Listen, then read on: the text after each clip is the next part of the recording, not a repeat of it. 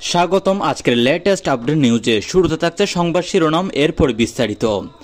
24 ঘন্টার মধ্যে দেশে ফেরার ঘোষণা শেখ হাসিনার। এরপর দেখবেন সবকিছু ঠিকঠাক থাকলে নভেম্বরের মধ্যে দেশে ফিরবেন তারেক রহমান, বললেন মির্জা ফখরুল। এরপর দেখবেন নাহিদ ইসলামকে বিড়ালের বাচ্চা বললেন জামায়াত আমির শফিকুর রহমান। এরপর দেখবেন এনসিপির সঙ্গে বুলিয়ে ঐক্য জোটা যাবে না বলছে বিপিনুরের দল, বললেন বিপিনুর। সর্বশেষ দেখবেন পাকিস্তান আফগানিস্তানের যুদ্ধবিরতির পরেও আবার হামলা, পাল্টা হামলা আফগানিস্তানের। এতক্ষণ শুনলেন সংবাদ শিরোনাম, এবার থাকছে বিস্তারিত। দেশে ফেরার কাউন্টডাউন শুরু, শেখ হাসিনার প্রত্যাবর্তনে উত্তাল দেশ। 24 ঘন্টার ঘোষণা ঘিরে সর্বত্র আলোড়ন। বাংলাদেশের রাজনৈতিক আকাশে আবারও যেন বজ্রপাতের মতো খবর ছড়িয়ে পড়েছে। শেখ হাসিনার ঘোষণা দিয়েছেন 24 ঘন্টার মধ্যে তিনি দেশে ফিরছেন। এই সংক্ষিপ্ত ঘোষণার রাতারাতি পুরো জাতিকে আলোচনার ঝড়ের মধ্যে ফেলে দিয়েছে। আওয়ামী লীগের শীর্ষ পর্যায় থেকে শুরু করে তৃণমূল পর্যন্ত সর্বত্র এখন একটাই আলোচনা, মা ফিরছেন অর্থাৎ জননেত্রী ফিরছেন। ঢাকার শাহজালাল আন্তর্জাতিক বিমানবন্দর এখন প্রস্তুত মহড়া নিচ্ছে। পুলিশ প্রশাসন, গোয়েন্দা সংস্থা সবাই টান টান প্রস্তুতিতে। রাজধানীর রাস্তাগুলোতে পোস্টার ব্যানার পড়ে গেছে শেখ হাসিনার ছবিতে। প্রতিটি থানা, প্রতিটি ওয়ার্ডে কর্মীরা ব্যস্ত, কে কোথায় থাকবে, কার দায়িত্ব কোন সেক্টরে, কে স্লোগান দিবে, কে ফুল ছুটবে। বিরোধী দলগুলোর ভিতর চলছে বিশাল বিশ্লেষণ। কেউ বলছেন ফিরে আসা হচ্ছে এক রাজনৈতিক দাবা খেলার মাস্টার মুড, আবার কেউ মনে করছেন এটি আওয়ামী লীগের শেষ লড়াইয়ের প্রস্তুতি। রাজনীতিবিদদের পাশাপাশি সাধারণ মানুষও উত্তেজনায় বাড়ছে। সোশ্যাল মিডিয়ায় চলছে লাখো পোস্ট, 24 ঘন্টার পরও নতুন বাংলাদেশ দেখতে চলছে। এদিকে আন্তর্জাতিক মিডিয়াও নজর রাখছে শেখ হাসিনার এই আকস্মিক ঘোষণা নিয়ে। আল জাজিরা, বিবিসি, রয়টার্স সর্বোচ্চই বলছে শেখ হাসিনার return could Recep Bangladesh political future. রাজনৈতিক বিশেষজ্ঞদের মতে এই প্রত্যাবর্তন শুধু একজন নেত্রীর ফেরার নয়, এটি এক যুগের রাজনৈতিক পুনর্জন্ম। এরপর নভেম্বরে দেশে ফিরছেন তারেক রহমান। বিএনপিতে নতুন উন্মাদনা, আন্দোলনের জোয়ার। বিএনপির মহাসচিব মির্জা ফখরুল ইসলাম আলমগীর এক বিশাল সমাবেশ ঘোষণা দিয়েছেন। সবকিছু ঠিকঠাক থাকলে নভেম্বরের মধ্যে দেশে ফিরছেন তারেক রহমান। এই একটি বাক্য যেন পুরো বিএনপিকে পুনর্জীবিত করে তুলেছে। ঢাকা, চট্টগ্রাম, রাজশাহী, খুলনা, দেশের প্রত্যেক জেলায় এখন একটাই স্লোগান, তারেক ভাই ফিরছেন, বাংলাদেশ জাগছে। দলের তরুণ নেতারা বলছেন আমরা অপেক্ষা করছি বছর বছর ধরে, এবার সময় এসেছে নতুন সূচনার। রাজনৈতিক বিশেষজ্ঞরা বলছেন শেখ হাসিনা এবং তারেক রহমান দুজনে ফেরার ঘোষণা দেশের রাজনীতিতে সরাসরি মুখোমুখি সংঘর্ষের পথে নিয়ে যাচ্ছে।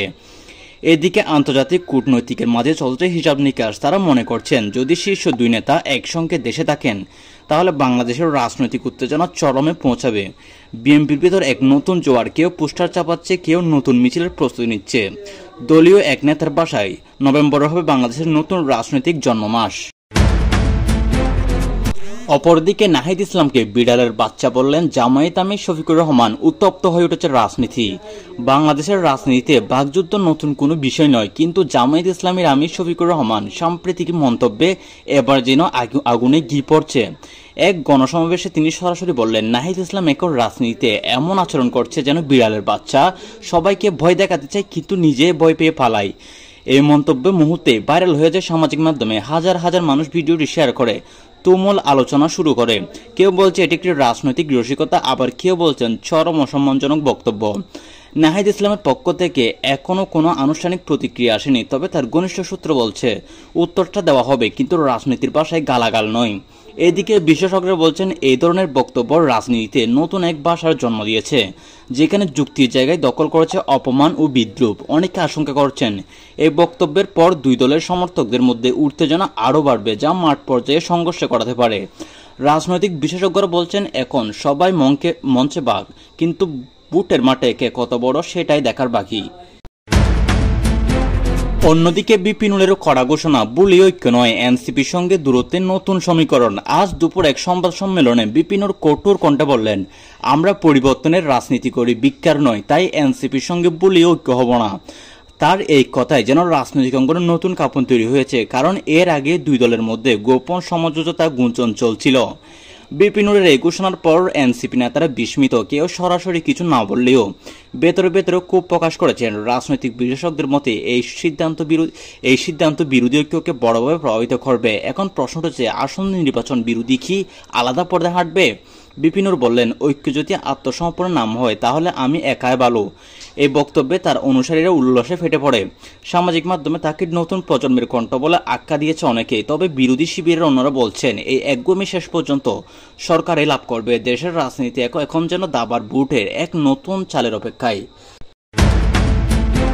সর্বশেষ দেখবেন, যুদ্ধবিরতির পরেও সীমান্তের রক্তক্ষয়ী সংঘর্ষ, পাকিস্তান আফগানিস্তানের সংঘর্ষের নতুন সংখ্যা। পূর্ব ঘোষিত যুদ্ধবিরতির পরেও থামেনি গোলাগুলি। আফগানিস্তান ও পাকিস্তানের সীমান্তে আবারও চলছে তীব্র সংঘর্ষ। চোখের পলকে বদলে যাচ্ছে সীমান্তের দৃশ্য। একদিকে কামানের গর্জন, অন্যদিকে মসজিদের মিনার থেকে ধ্বনিত হচ্ছে আজানের আহ্বান। আন্তর্জাতিক সংবাদ মাধ্যম জানাচ্ছে, কন্দাহার ও কোয়েটার সীমান্তের কিছু অংশে ভারী অস্ত্র ব্যবহার করা হয়েছে। দুই দেশের পরস্পরকে দোষ দিতে প্রথমে হামলা চালানোর জন্য প্রথম হামলা চালানোর জন্য পাকিস্তানের দাবি, আফগান যোদ্ধারা সীমান্ত লঙ্ঘন করেছে। আফগানিস্তান বলছে পাকিস্তানের সেনারা আগে গুলি শুরু করেছে। জাতিসংঘ গভীর উদ্বেগ প্রকাশ করে জানিয়েছে, এই যুদ্ধ আর কেবল সীমান্ত নয়, এটি একটা আঞ্চলিক স্থিতিশীলতার জন্য ভয়ঙ্কর সংকেত। সাধারণ মানুষ সবচেয়ে বেশি ভুগছে, শত শত পরিবার সীমান্ত ছাড়ছে, শিশুদের কাঁধে ব্যাগ, মুখে ভয়। এক স্থানীয় নাগরিক বললেন, আমরা জানি না কাল সকালটা বেঁচে থাকবো কিনা, কালকে সকালে আমরা চোখ মেলতে পারবো কিনা। বিশেষজ্ঞরা বলছেন, যদি এই সংঘর্ষ থামানো না যায় তাহলে এটি মধ্য এশিয়ার নতুন বড় যুদ্ধের সূচনা হতে পারে। এই নিয়ে সবাই শঙ্কিত। তো ভিডিও শেষে কমেন্ট করে জানাবেন ভিডিওটি কেমন লেগেছে এবং কে কোথায় থেকে দেখছেন সেটিও কমেন্ট করে জানাতে পারেন।